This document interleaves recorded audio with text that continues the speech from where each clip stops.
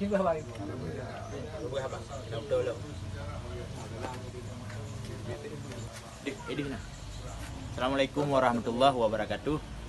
Terus semangat ke Bandung Merakan. Salim mesin ke gure-gure, urung perjuangan, urung gam yang nadi nanggro Aceh.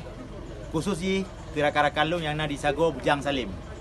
Mbak orangnya lun berkesempatan lungjak pengen Bang Syed Ketua BRA Pusat beserta Dr. Pak runtuhan yang di Aceh Timur untuk jak silaturahmi, jak tahu mak Tengku Ismail Saputra, mak almarhum guru yang gedanya.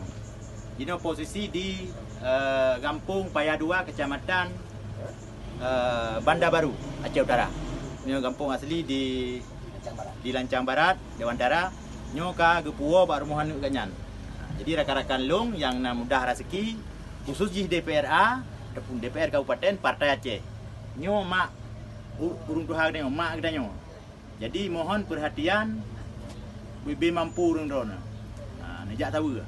Yang saya dari luntuan untuk Bupati Aceh Utara na lun pegah li. Jadi katik pegah li lena, lun pegah ke rakan-rakan lun khusus di Kabupaten yang di Sago Babah Kruang, Sago Bujang Salim, Sago Tengku Lodrin.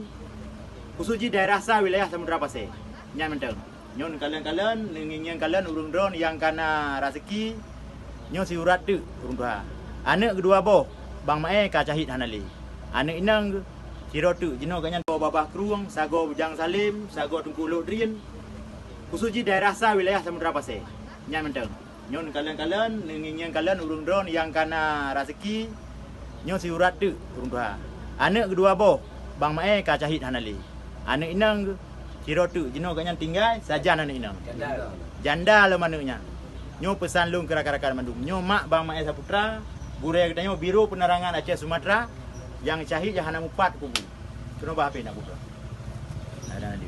Jadi nyo rakan nyo pesan lung mohon negara begat baik salah faham dan baik salah mukum mentu. Nyo khusus jak sawu silaturahmi dan bantuan ala kadar dari Droga Ketua BRA Pusat dan guru bantuan raya na geba baju-baju sapu dan kali diserahkan. Assalamualaikum warahmatullahi wabarakatuh.